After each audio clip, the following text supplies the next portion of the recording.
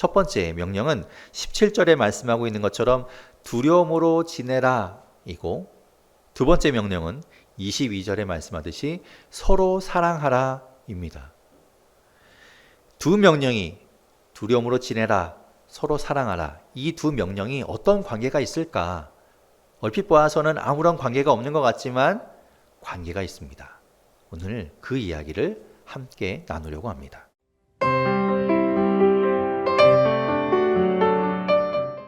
아시는 분들은 이미 알고 계시지만 저는 고소공포증이 있습니다. 높은 곳에 올라가서 이렇게 발밑에 저 아득하게 펼쳐져 있는 그 풍경을 보면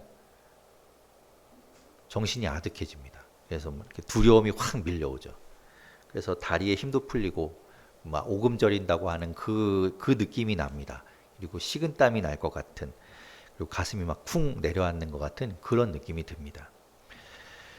며칠 전에도 딸과 이제 서울 갈 일이 있었는데, 서울에 가면서 이제 강변북로에서 이제 진출로로 빠져나가는 그 곡선 구간에 운전하고 가다가 갑자기 이제 밑으로 한강이 펼쳐진 걸 보게 된 거죠. 순간 고소공포증이 확 밀려오면서 너무 무서웠어요. 약간 다리 힘이 풀리는 느낌이 들었습니다. 가끔 이제 그럽니다. 안 볼 때 생각 안 하고 있으면 괜찮은데 그 밑을 보는 순간 너무 이렇게 아찔해지는 것이죠. 제가 왜 이렇게 이제 고소공포증이 생겼을까라는 것들을 가끔 생각해 봅니다. 어쩌다 이런 일이 생겼지? 어쩌다 이런 걸 무서워하게 되었을까? 아마도 어떤 사건이 있었겠죠. 제가 처음부터 그러진 않았을 거고, 뭔가 이렇게 그런 공포가 생기게 된 연유가 있을 겁니다. 제 기억을 거슬러 올라가 제가 아무리 생각해 보려고 해도 무엇 때문에 그렇게 됐는지가 기억이 나지 않습니다. 아마도 제가 어렸을 때, 제가 기억 못하는 그때에 높은 곳에서 떨어졌던 일이 있다고 합니다. 저도 알지 못하는 얼굴에 상처들이 좀 있는데, 그것들이 이제 높은 곳에서 어렸을 때 떨어졌기 때문에 생긴 상처들이죠. 아마도 이제 그런 일들 때문에 저의 잠재의식 가운데는 높은 곳을 두려워하는 마음이 이제 생기지 않았을까라고 생각이 듭니다. 그런데 언제부터였는지 기억이 안 나는 거죠. 고소공포증은 높은 곳에 올라가지만 않으면 아무 지장이 없습니다. 이렇게 평소에 생활할 때는 아무런 영향을 끼치지 못하지요.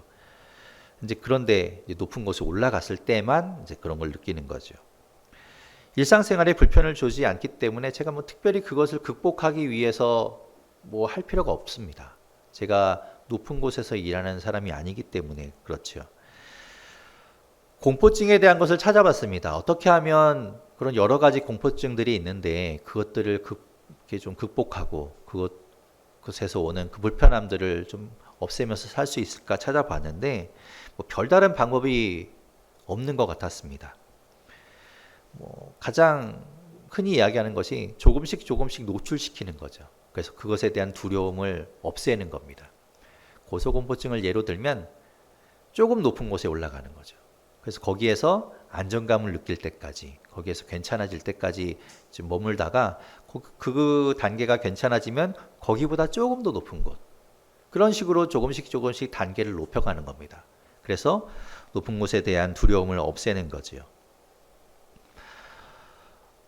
요점은 그겁니다. 이 공포라는 것, 이 두려움이라는 것은 안정감, 또 편안함, 이런 것들이 더 커지면 그 공포를 덮어버린다는 겁니다. 그것을 위해서 다른 것에 집중하는 것도 하나의 방법이 되겠죠. 그런 식으로 이 공포에 집중할 것이 아니라 다른 것으로 그 공포를 덮는다는 것, 그것이 요점입니다. 왜 제가 공포증에 대한 이야기를 꺼내는가 하면 오늘 말씀이 바로 그런 내용을 담고 있는 말씀입니다. 오늘 본문에는 두 개의 명령이 나옵니다. 첫 번째 명령은 17절에 말씀하고 있는 것처럼 두려움으로 지내라 이고, 두 번째 명령은 22절에 말씀하듯이 서로 사랑하라 입니다. 두 명령이 두려움으로 지내라, 서로 사랑하라, 이 두 명령이 어떤 관계가 있을까? 얼핏 보아서는 아무런 관계가 없는 것 같지만 관계가 있습니다. 오늘 그 이야기를 함께 나누려고 합니다. 먼저 17절 말씀을 같이 보도록 하겠습니다. 17절 말씀 같이 읽어보겠습니다. 시작. 외모로 보시지 않고 각 사람의 행위대로 심판하시는 이를 두려움으로 지내라. 아멘. 이 한 구절, 27절의 구절 안에 정말 많은 내용들이 들어있습니다. 하나님이 어떤 분인가, 그리고 하나님이 어떤 일을 하실 것인가, 그런 것들에 대해서 이야기하고 있죠. 하나님은 심판하시는 분입니다. 장차 또 지금도 하나님께서는 심판하시는 분이라고 이야기하고 있습니다. 그리고 각 사람에 대해서 심판하신다고 하셨습니다. 각 사람은 모든 사람을 이야기합니다. 모든 사람 하나하나, 한 사람 한 사람 빠짐없이, 예외 없이 심판하시는 분이 하나님이십니다. 로마서 14장 10절에서 12절에 사도 바울은 이렇게 이야기했습니다. 제가 읽어보겠습니다. 내가 어찌하여 내 형제를 비판하느냐? 어찌하여 내 형제를 업신여기느냐? 우리가 다 하나님의 심판대 앞에 서리라. 기록되었으되 주께서 이르시되 내가 살았노니 모든 무릎이 내게 꿇을 것이요 모든 혀가 하나님께 자백하리라 하였느니라. 이러므로 우리 각 사람이 자기 일을 하나님께 짓고 하리라. 아멘. 분명하게 말씀하지요. 누구도 예외 없이 모든 이가 하나님 앞에 가게 됩니다. 그리고 하나님의 심판대 앞에서 우리는 심판을 받게 되고 하나님 앞에 우리의 일들을 아뢰게 되는 것이지요. 빠짐없이, 숨김없이. 그에 대해서 하나님께서는 심판하신다라고 이야기하고 있는 겁니다. 그런데 그때 무엇을 가지고 심판하는가? 말씀하고 있는 것처럼 저마다의 행위대로 어떤 행위를 했는가에 대해서 그 행위를 가지고 심판하신다라는 겁니다. 물론 우리는 예수 그리스도를 믿음으로 인해서 구원을 받았습니다. 구원을 얻었지요.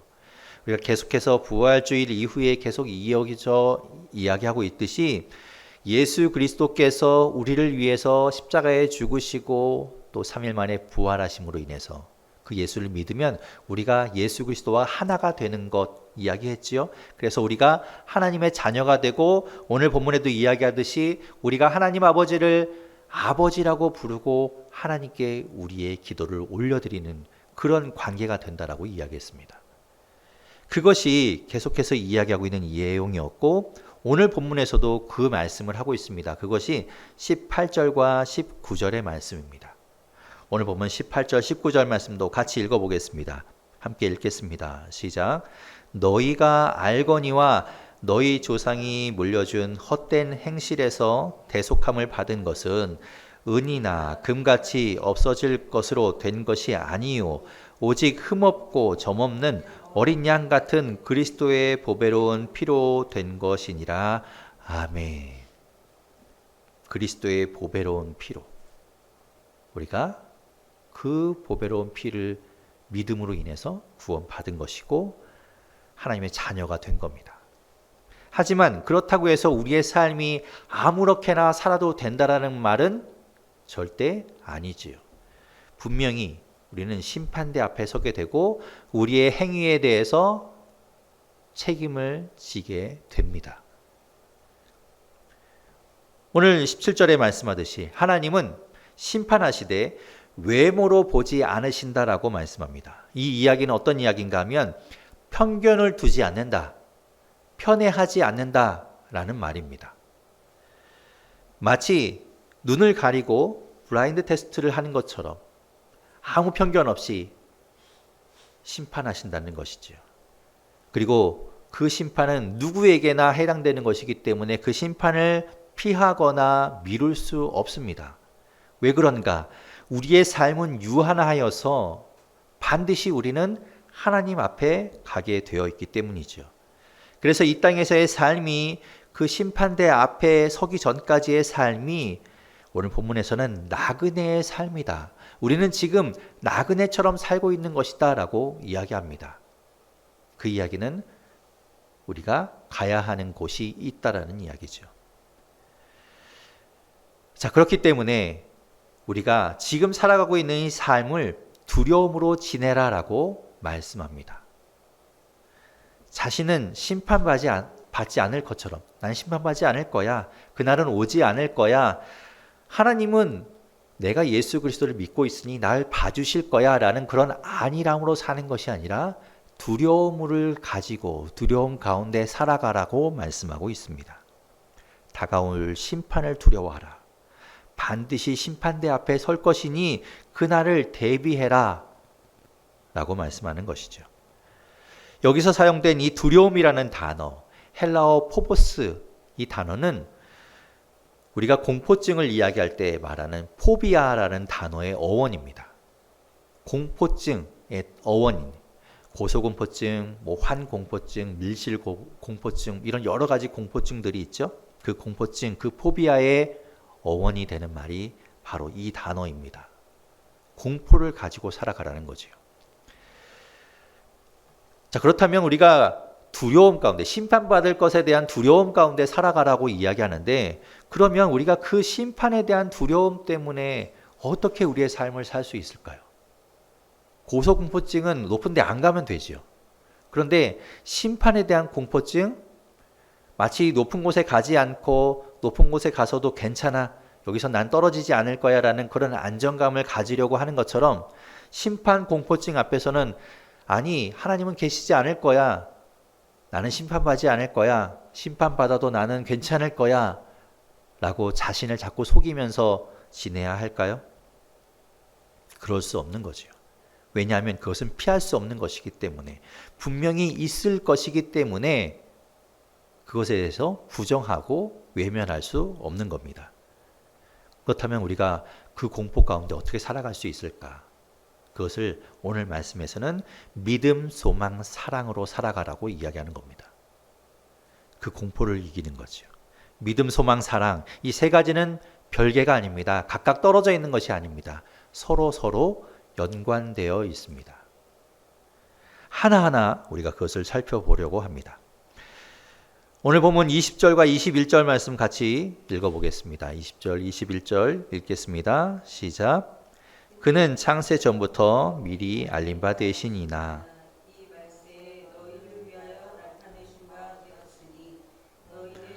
죽은 자 가운데서 살리시고 영광을 주신 하나님을 그리스도로 말미암아 믿는 자니 너희 믿음과 소망이 하나님께 있게 하셨느니라. 아멘. 믿음, 소망, 사랑 가운데 첫 번째 믿음입니다. 믿음은 헬라어로 피스티스라는 단어입니다. 이것은 신뢰를 이야기하죠. 어떤 신뢰인가 하면 굳건한 관계 안에, 그리고 깊은 관계 안에 맺어진 신뢰입니다. 세월이 켜켜이 쌓이고 신뢰에 신뢰를 더해서 그 신뢰가 아주 강하게 굳건하게 맺어진 그 관계 가운데서 오는 그 깨지지 않는 신뢰, 그것을 이야기합니다. 그러니까 처음 보거나 본 지 얼마 안 됐거나, 그래서 관계가 얇은 관계라면 이런 믿음의 관계가 될 수 없습니다. 이런 신뢰가 쌓일 수 없는 거죠. 그럴 때는 어떻게 하는가? 계약을 통해서 신뢰를 만듭니다. 계약서를 작성하고 담보물을 걸고 보증을 세우고, 그리고 공증을 통해서 계약이 성립되었음을, 그 계약의 유효함을 확인받습니다. 그것으로 신뢰의 장치를 만들게 되는 거죠. 하나님과 우리의 관계는 그런 얇은 관계가 아니라 아주 두터운 관계입니다. 그 관계 가운데 맺어진 믿음이라는 겁니다. 창세 전부터 하나님께서는 예수 그리스도를 예정해 놓으셨습니다. 그때부터, 창세 전부터 맺어온 관계라는 겁니다. 우리를 위해서 함께 계셨던, 창세 전부터 함께 계셨던 예수 그리스도를 이 땅에 보내서 우리를 대신해서 죽게 만들고, 그리고 부활하시게 예정하셨던 것이죠. 또 그렇게 하셨습니다. 우리를 구원하기 위해서, 우리를 위해서 가장 귀하신 예수 그리스도를 보내는, 내어주는 관계, 이 관계가 바로 정말 믿음의 관계라고 할 수 있는 것이죠. 그러니 이 믿음의 관계, 이 신뢰를 어디에서 찾을 수 있겠습니까? 그만한 신뢰를 어디에서 우리가 발견할 수 있겠습니까? 하나님께만 있는 겁니다. 믿음은 하나님께만 있는 것입니다. 두 번째, 믿음, 소망, 사랑 가운데 소망입니다. 소망은 헬라어로 엘피스입니다. 믿음이 오래된 과거로부터 현재까지의 그 관계에서 오는 것이라면 소망은 미래에 대한 것이지요. 미래에 대한 기대와 계획입니다. 잘 될 거야, 괜찮아질 거야, 좋아질 거야, 이런 기대 말입니다. 하지만 우리는 아무도, 어느 누구도 미래에 대해서 알지 못합니다. 우리는 그 미래를 준비하며 예측하고 계획하지만 그것이 실제가 될지는 아무도 알 수 없습니다. 점술가도 알 수 없지요. 사람은 모릅니다. 하지만 하나님은 아십니다. 하나님과 맺고 있는 두터운 신뢰의 관계에서 오는 그 믿음으로 인해서 우리는 우리의 미래를, 우리의 앞날을 그분께 맡길 수 있는 겁니다. 믿음이 근거가 되는 거죠. 그래서 믿음과 소망이 따로 떨어지는 것이 아니라 믿음에서부터 소망으로 이어지는 겁니다. 그래서 하나님의 약속, 그것이 우리의 것이 되는 겁니다. 예수 그리스도를 죽음에 내버려 두지 않고, 죽음 가운데 있게 하지 않고 다시 살리셔서 영광을 주시는 그 하나님을 통해서 우리는 우리에게도 그 약속이 소망이 되는 것이지요. 우리가 살아있는 동안에 하나님과의 관계로 나아가야 된다는 걸 이야기하면서 우리가 죽음으로 그 모든 것이 끝나고 하나님은 우리를 버려두는 것이 아니라 계속해서 우리를 책임지시고 우리를 다시 살리시고 영원한 생명 가운데 거하게 하신다는 것, 그래서 우리를 영광스럽게 하신다는 것, 예수 그리스도를 통해 보여주신 그것이 바로 우리의 소망이 되는 겁니다. 그것에 대해서 우리는 확실한 기대를 가져도 된다는 말이죠. 그것이 소망입니다. 에베소서 2장 12절은 말씀합니다. 제가 에베소서 2장 12절 말씀을 읽어보겠습니다. 그때의 너희는 그리스도 밖에 있었고 이스라엘 나라 밖의 사람이라 약속의 언약들에 대하여는 외인이요 세상에서 소망이 없고 하나님도 없는 자이더니. 우리가 예수 그리스도를 믿으면 구원을 받고 하나님과 우리가 관계가 맺어지는 것이고, 그리고 그 믿음 안에서, 소망 안에서 우리가 살아가게 되는 것인데, 그리스도가 없으면 믿음도 없는 것이고, 믿음이 없으면 소망도 없는 것이고, 소망이 없으면 당연히 약속도 상관없는 것이고, 그렇다면 하나님도 없는 것과 같다라고 말씀하고 있는 것이지요. 소망이 그런 겁니다. 믿음에 근거하여 맺어지는 것. 자, 이제 믿음, 소망, 사랑 가운데 세 번째 사랑에 대해서 이야기하려고 합니다. 사랑, 우리가 잘 알고 있는 것처럼 아가페이지요. 오늘 본문 22절과 23절 말씀 읽어보겠습니다. 같이 읽겠습니다. 시작. 너희가 진리를 순종함으로 너희 영혼을 깨끗하게 하여 거짓이 없이 형제를 사랑하기에 이르렀으니 마음으로 뜨겁게 서로 사랑하라. 너희가 거듭난 것은 썩어질 씨로 된 것이 아니요 썩지 아니할 씨로 된 것이니 살아있고 항상 있는 하나님의 말씀으로 되었느니라. 아멘. 우리가 거듭 얘기하듯이 예수 그리스도와 하나가 되었으니, 예수 그리스도가 하나와 우리가 하나가 되었으니 우리가 그분께 순종하는 것이죠. 그게 하나이지요. 우리가 그분께 순종하지 않으면 그것은 하나가 아니라 분리가 일어나는 겁니다. 그분과 하나 되어서 그분께 순종하고 그분의 말씀을 따르면 꾸밈없이 진심으로 형제를 사랑하기에 이르게 된다고 말씀합니다. 형제를 사랑하는 형제애가 이미 우리에게, 그 사랑이 우리에게 이미 주어진 것입니다. 우리 안에 그것을 가지고 있다는 거죠. 원래 가지고 있는 것이 아니라 하나님께서 우리에게 그것을 주신다는 겁니다. 믿음, 소망, 사랑. 우리가 참 많이 들어왔던 단어들이죠. 어느 것 하나 하나님을 떠나서는 존재할 수 없는 단어들입니다. 하나님을 믿고 하나님께 소망을 둔 사람들에게 하나님이 사랑을 주십니다. 모든 것은 하나님께로부터 시작되었고 하나님으로 인해서 완성되는 겁니다. 그래서 23절에 말씀하는 것입니다. 하나님의 말씀, 썩지 아니하고 사라지지 아니하는 하나님의 말씀으로 되었다고 이야기하는 것이지요. 하나님과의 관계에서만 의미가 있는 겁니다. 믿음, 소망, 사랑이라는 것, 하나님 안에 있을 때만 의미가 있다는 겁니다. 그렇게 해서 우리가 사랑을 받았으니 뜨겁게, 열렬하게, 열심히 사랑하라고 말씀합니다. 여기서 사랑하라고 말씀하시는 것을 통해서 우리는 두 가지를 깨닫게 됩니다. 어떻게 사랑해야 하는가? 우리는 믿음, 소망은 하나님께 두어야 합니다. 하나님도 그렇게 말씀하시죠. 믿음, 소망은 하나님께 있다. 그런데 이 사랑은 형제에게 서로 사랑하라고 말씀하고 있습니다. 좀 독특하지요. 믿음은 깨어지지 않는 관계에서 오는 것이라고 말씀드렸죠. 그렇기 때문에 하나님을 향한 믿음을 사람에게 둘 수 없습니다.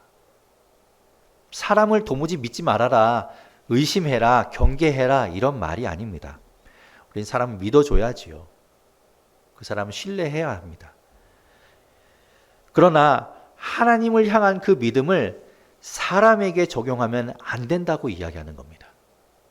다르다는 거지요. 사람을 하나님처럼 믿으면 안 된다는 이야기입니다. 우리가 이단 사이비에 빠지면 사람인 교주를 하나님처럼 믿게 되어 버리는 걸 보지 않습니까? 그러면 안 된다는 겁니다. 하나님은 믿음을 하나님께만 두라고 이야기하죠.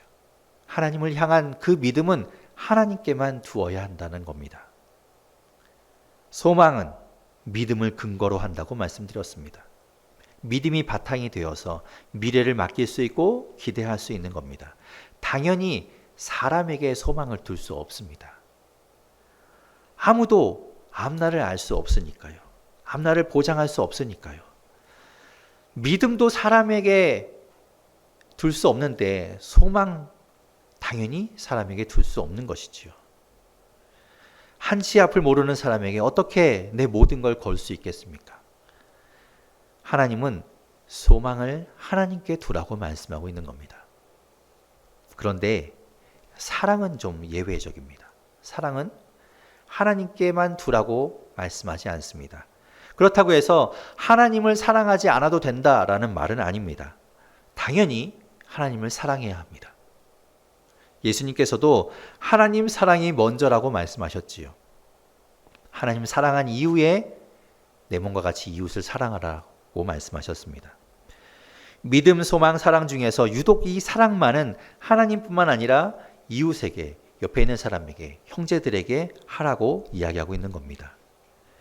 우리가 다른 사람에게 줄 수 있는 것은, 나눌 수 있는 것은 유일하게 사랑이라는 겁니다. 고린도전서 13장 13절은 말씀하지요. 그런즉 믿음, 소망, 사랑 이 세 가지는 항상 있을 것인데 그 중에 제일은 사랑이라 라고 말씀하죠. 그 중에 제일은 사랑이라. 왜 사랑이 제일인가? 이런 의미도 있는 거죠. 하나님을 사랑하고 이웃을 사랑할 수 있는 것. 그런데 혼자만이 아니라 오늘 말씀해 보면 일방적으로 우리가 주는 사랑이 아니라 서로 사랑하라라고 말씀합니다. 서로 사랑하라. 여기서 사용된 이 아가페라는 이 헬라어는 우리가 잘 알고 있는 것처럼, 흔히 이야기하는 것처럼 자기 중심적인 그 육체적인 사랑, 에로스와 비교되어서 무조건적인 사랑을 이야기할 때 아가페라고 말합니다. 무조건적인 사랑이라고 이야기하면 우리는 그 사람이 나를 사랑하는지 안 하는지와 상관없이 우리는 무조건 그 사람에게 사랑을 주어야 하는 것처럼 생각할 수 있겠지요. 그런데 이 아가페라는 헬라어의 의미, 원래 의미 가운데는 이런 의미가 또 있습니다. 대등한 관계에서의 사랑을 뜻하기도 합니다. 하나님이 우리를 사랑하시고 우리가 하나님을 사랑하는 그 관계는 대등한 관계에서의 사랑이라는 겁니다. 그렇다고 우리가 하나님과 같다라는 것은 아니고, 하나님이 우리를 무슨 애완용이나 애장품을 사랑하듯이 일방적으로 사랑하는 것이 아니라는 거죠. 우리도 또한 하나님을 사랑할 때 어떤 위력에 굴복해서 아니면 우리가 두려움 때문에 마지못해 하나님을 억지로 사랑하는 것이 아니라는 겁니다. 성경에도 계속해서 비유하듯이 신랑과 신부가 서로 사랑하는 것처럼 하나님과 우리가 그런 대등한 관계에서 사랑을 하는 거라는 거죠. 그 사랑을 형제에게, 이웃에게, 옆에 있는 사람들에게 하라는 것은 그 사람들과도 우리가 대등한 관계에 사랑을 하라라는 그런 의미가 되는 겁니다. 로마서 12장 10절은 말씀합니다. 형제를 사랑하여 서로 우애하고 존경하기를 서로 먼저 하며. 형제를 사랑할 때 서로 우애하고 존경해야 한다는 거죠. 그것을 먼저 하라고 이야기합니다. 그러면 어떻게 대등한 관계 가운데 사랑을 할 수 있는가? 하나님이 우리에게 하신 것을 보면 알 수 있습니다. 하나님이 우리에게 사랑을 어떻게 하시는가를 보면 우리가 알 수 있다는 말이죠. 우리 안에는 하나님이 말씀하는 그 사랑이 없습니다. 그런데 하나님이 우리에게 그 사랑을 주셨습니다. 하나님은 사랑이시기에 하나님의 그 사랑을 우리 안에 주신 것이지요. 그래서 하나님과 우리가 같이 사랑할 수 있게 되는 겁니다. 그렇다면 우리도 이웃을 사랑하고 형제를 사랑하고 다른 사람을 사랑한다고 할 때 그가 우리와 같은 사랑을 가지게 해야 하겠지요. 그래야 대등한 관계에 사랑이 이루어지겠지요. 그 사람이 우리가 가진 사랑을 갖게 하는 것, 그것에서부터 대등한 사랑이 이루어지는 거죠. 그리고 또한 하나님은 우리와 대등한 사랑을 하기 위해서 인간이 되셨고 인간으로 낮아지셨습니다. 그래서 우리와 대등한 관계에서 사랑을 할 수 있게 된 겁니다.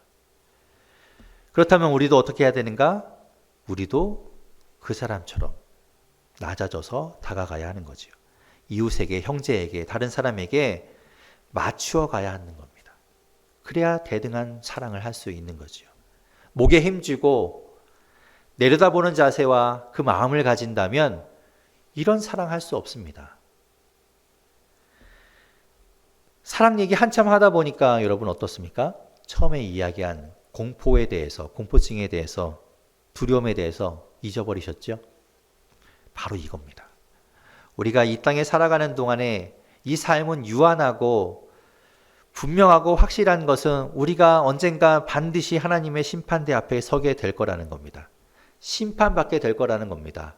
그래서 그 두려움 가운데 살아가라고 이야기하는데, 우리가 그 두려움 가운데 살아가면서 늘 그 공포에 짓눌리고 어떻게 하면 그 심판을 받지 않을까, 어떻게 하면 그 심판을 넘어갈 수 있을까에 집중하고 살아가는 것이 아니라 그렇게 살다 보면 시간만 보낼 뿐이죠. 그것이 아니라 오늘 말씀하고 있는 것처럼 하나님을 향하여 믿음과 소망을 가지고 하나님을 사랑하듯이 형제를, 이웃을, 다른 사람을 사랑하며 살아가는 겁니다. 그러면 되는 것이죠. 말씀하고 있는 것처럼 뜨겁게, 마치 오늘 이제 다 써버릴 것처럼, 오늘이 마지막인 것처럼, 내일 우리가 하나님의 심판대 앞에 서는 것처럼 그렇게 사랑하면 되는 겁니다. 하나님은 우리에게 그렇게 살아가라고 이야기하는 거지요. 기억하십시오. 믿음, 소망은 하나님께 있고 하나님께 두는 것이고, 사랑은 하나님을 사랑하며 이웃을 사랑한다는 것 말입니다.